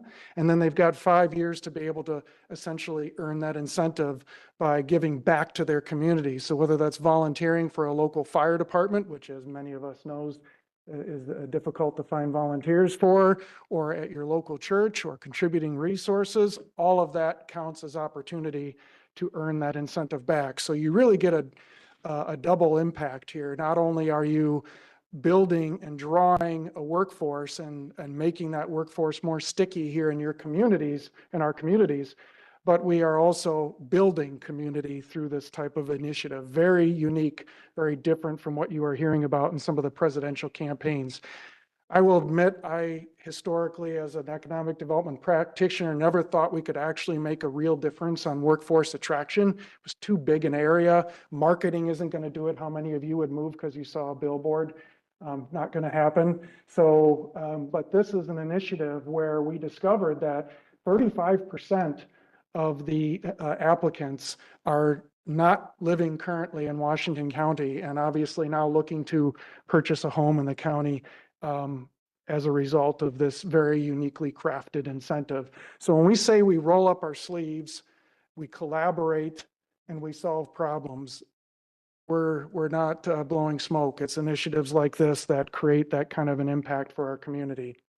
Last but not least, we are a consulting practice at the end of the day. We're not a charitable organization that is out here to solve world peace. We really are a practice of experts, and we do that in a variety of different ways. I won't go over this because you're familiar with this type of a report, but I would just say it's very unique that we've actually invested in economists who have built tools for us that allow us to, and we do, run every project through this to determine what makes best return for the taxpayer cents and how can we make better decisions. You've seen the fruits of that. Another way we've offered consulting, this was in a different community, Village of Jackson, but they had a commercial parcel that they wanted to see developed that happened to be in the TIF district. And as was mentioned earlier, you need to seek development in order to get the revenue that you're looking for to take care of the TIF expenses. And so this parcel, we said, hey, we want to use all of the credits to helping us range from development business plan and what the market there to actually for that, the market as well as actually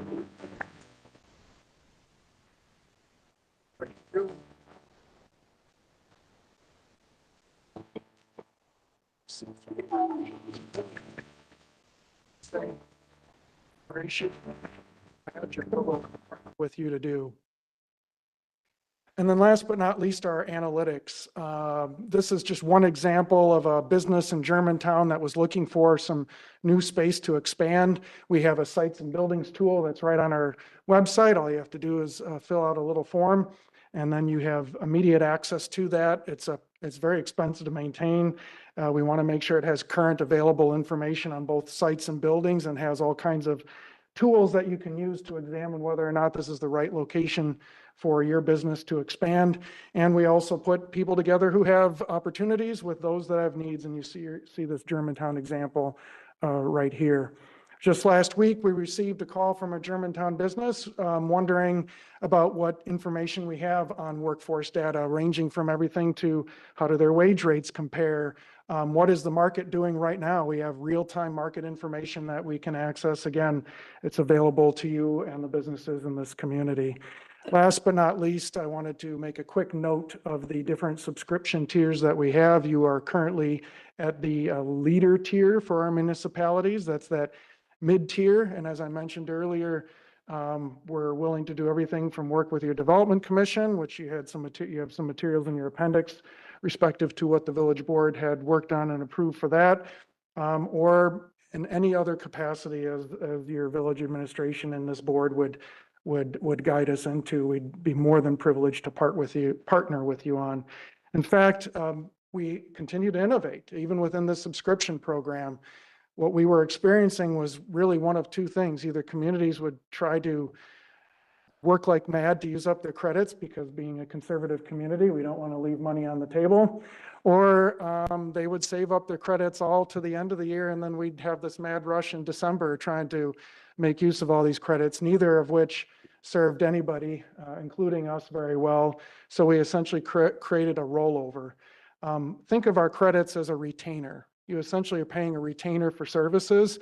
I don't know too many organizations that charge a retainer, won't put you on the spot, that allow a rollover, meaning if you don't use the credits, you don't use the retainer, we'll discount you by that amount in the next year.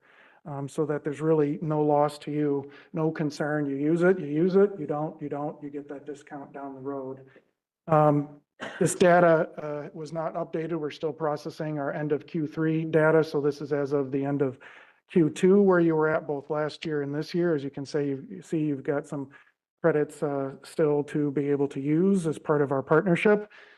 And I would just close by saying, ending where we began, it started as a partnership. You can see the kinds of results it's getting in your local community. I'm proud to be a resident here in Washington County for that reason. And I'm privileged to have the Village of Germantown as a partner, and would look forward to that in the future as well. Thank you so much. Happy to address whatever questions or comments that you might have. Trustee Rick Miller? Thank you very much, Christian. That was great. And GGF, you didn't have enough time to do it, and now I'm happy that you did with the full board here. Thank you for the The opportunity. genesis of EDWC started with Washington County government. What is your relationship now with the county government? So we have a positive relationship. We have to work with all of our. I mean, oversight and that type of thing. So we are an independent entity. We have an independent board of directors, and beyond that, we also have a quasi-independent revolving loan fund committee. The chair of that committee happens to be a Germantown resident, Pat Tomey. We keep the rest of the members of the committee confidential so that they aren't influenced by politics and government and can make good business decisions on behalf of the taxpayers of Washington County. Our own board of directors does not know who the members of that loan committee are, so they can make independent decisions and are not influenced by policy or politics. The board is made up of primarily individuals from across the county. And Washington County has one seat on that board. That is their influence over our strategy. They are a very large customer of ours, so we do consulting work for them. And obviously we aim to keep them happy in that work. But in terms of influence over strategy, it's one seat on our board. What was the other question I had was about the revolving fund. How did that get funded? So it initially started as a community development block grant, which is federal money, and we were finding that that created way too many strings, not the least of which was we had to incentivize low to moderate income positions in order to have companies qualify. Well, we want a portfolio of positions. Everybody should have their first job. We don't want to be locked into spending our resources at that level. So we took a hard look at how can we do it differently. And that's where we chose the sales tax as an opportunity to invest a small portion of the county's share of the sales tax revenue into this fund until it reached an evergreen level, which it's at right now. At $20 million, the fund sustains itself. So as loans are paid off, as I mentioned in the video, they go back out the door. So there's really no more injection that's going into the program. It's taking care of itself and just generating all those impacts. Great. All right, thanks. Other questions? Trustee Jan Miller? Just to piggyback on trustee Rick Miller's question. So you were funded by sales tax from Washington County? We're not funded by sales tax. The start of the revolving loan fund as it's conceived today had roots in the sales tax. And so now that was back in what year? We reached our evergreen year about 2 years ago, and I believe it was 5 years, I want to say, to build the fund. Okay. So your basic fund that you have at all times is about 20 million, correct? That's correct. Okay. And from that, we have we carve out the microloan segment, which you heard about earlier as well. So what is your association with Washington County now? Do you have to report to them, or you're not funded by them anymore? No, our revenue is derived off of the consulting engagements that we do, and those include a contract to manage the portfolio on behalf of Washington County. So again, we've got an independent loan committee that makes those decisions. So long as the portfolio is doing what it's supposed to do, I imagine they will continue to allow us to manage that portfolio, and for that we receive fees off of the earnings of the portfolio. Again, it's all contained within that portfolio. There's no other taxpayer resources that are going into that. Okay.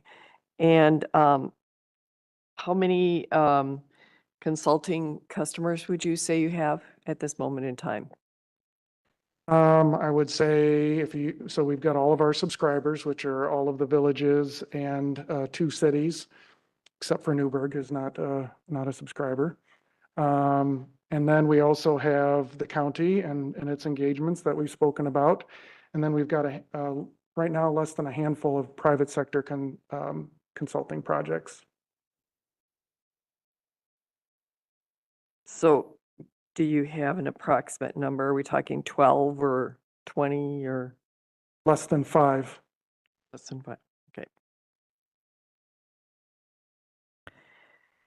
At this time, right now, at this moment, which is what I understood your suppose it question to be. Ebbs and flows. Right, that's correct.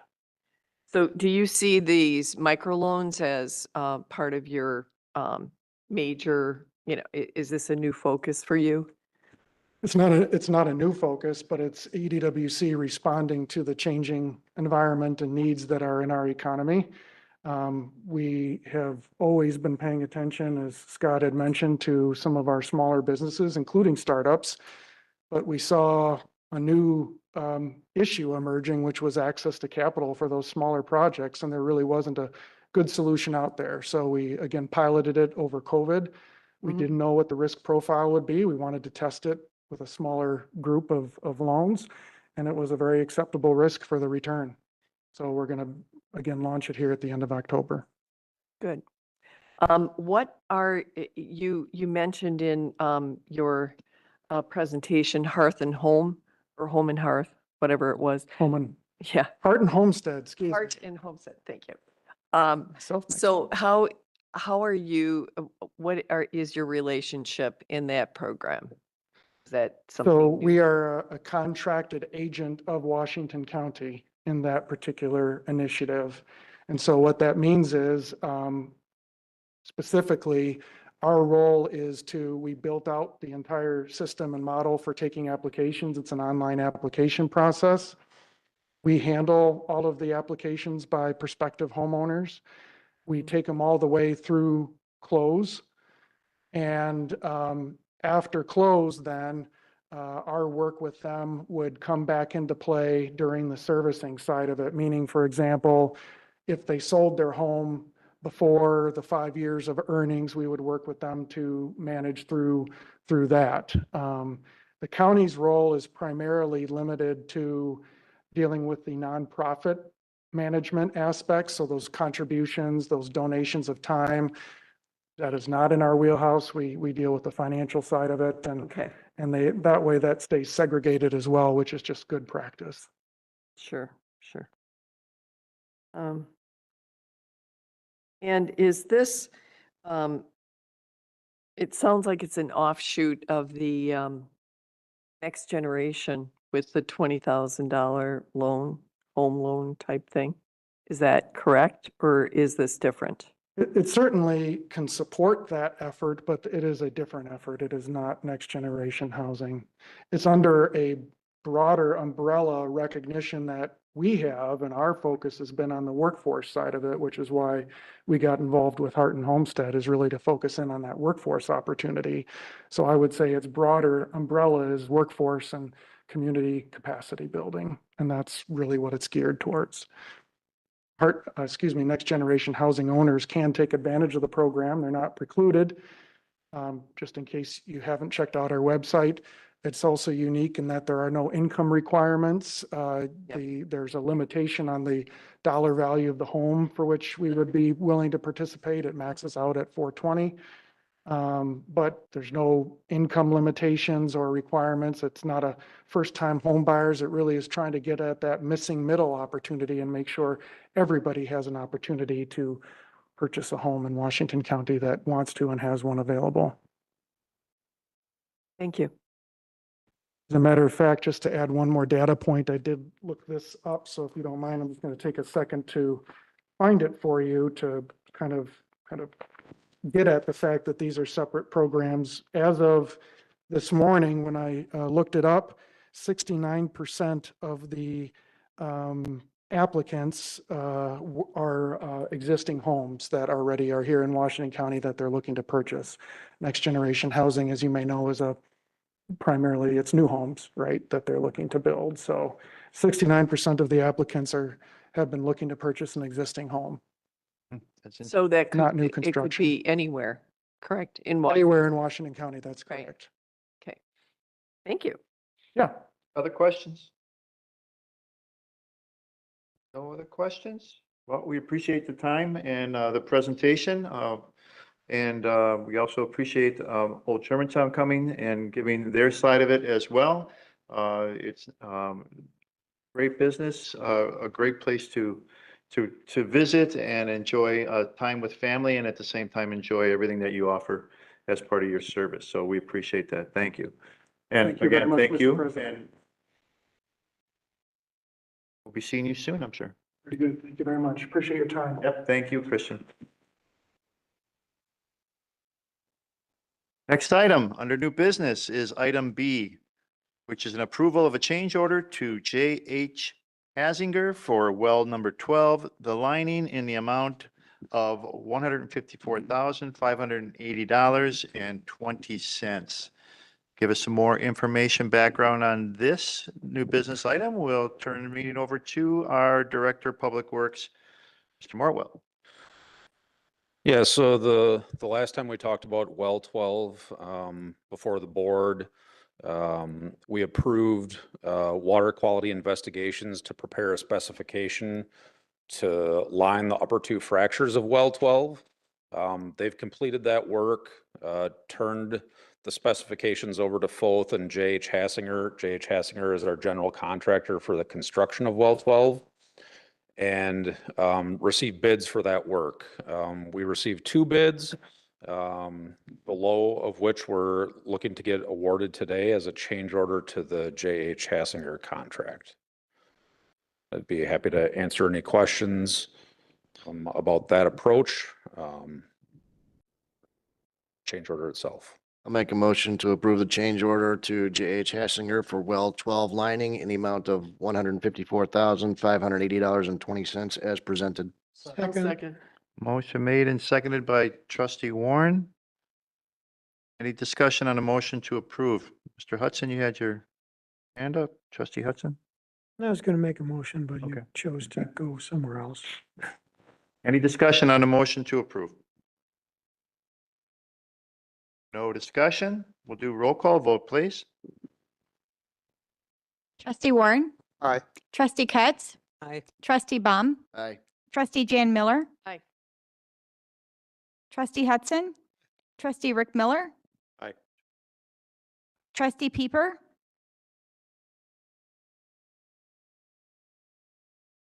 Sorry, it took me Trustee a while. Pieper? Yeah, sorry, it took me a while to find the unmute button. Aye. Thank you. Village President Walter. Motion passes. Next item under new business, thank you, Matt, is item C, resolution to adopt the Washington County All Hazard Mitigation Plan. Make a motion to approve the Washington County All Hazard Mitigation Plan as presented.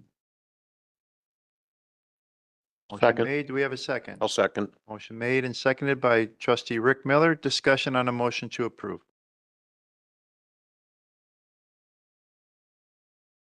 No discussion? All those in favor, please say aye. Aye. Aye. Opposed? None opposed. Motion carries. Next item under new business is item D, rescheduling the November 4th Village Board meeting to accommodate the November 5th election preparations. Madam Clerk?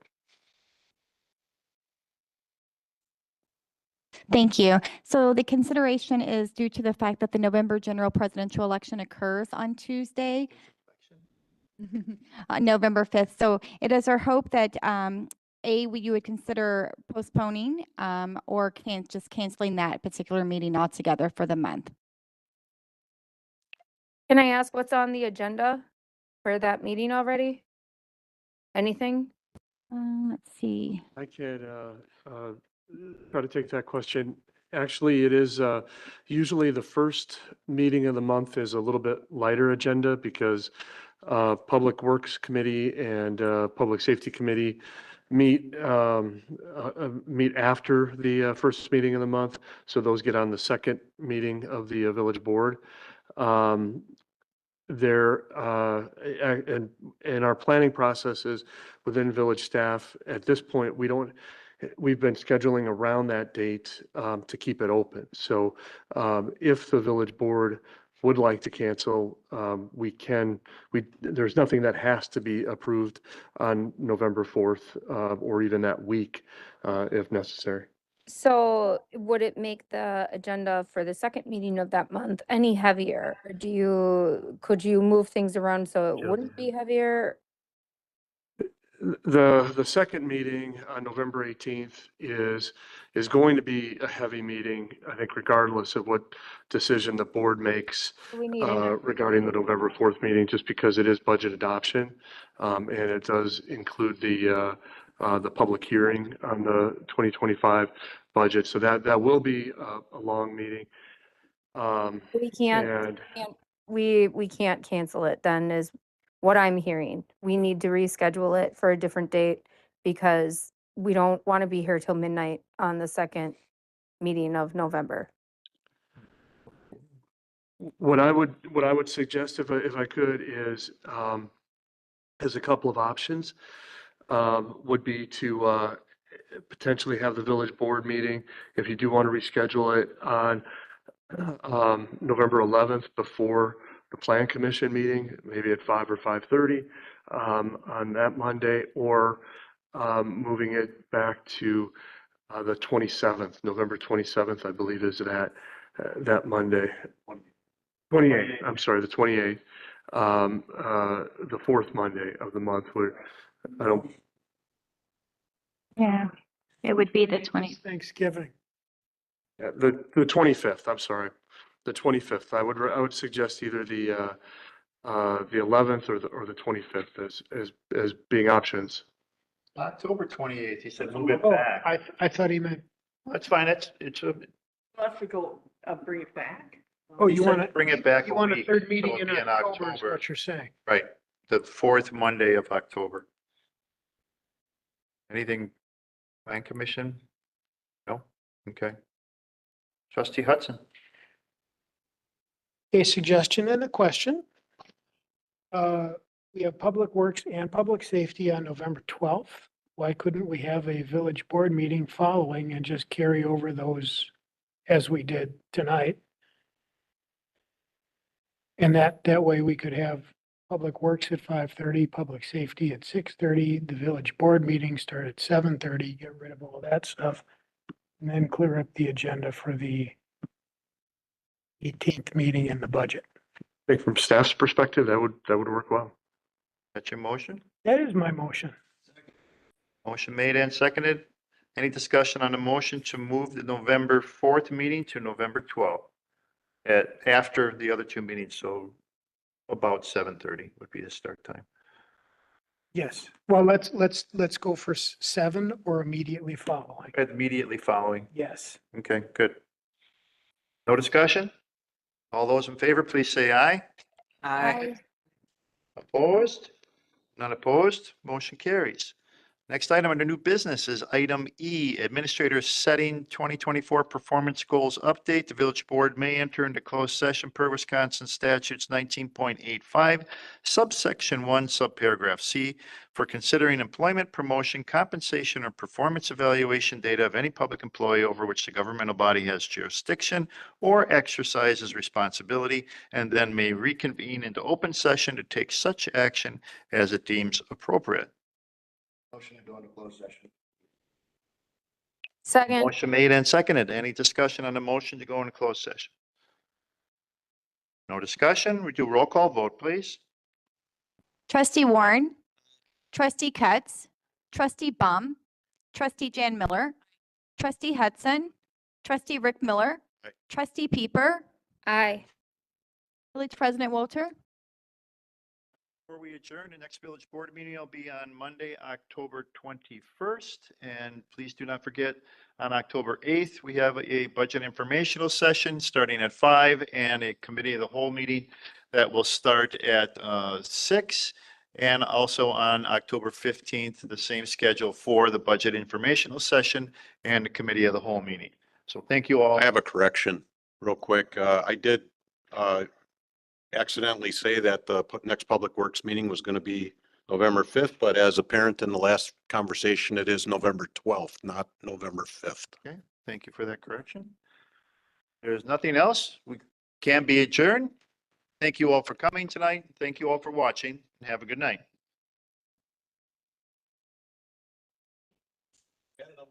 Sorry.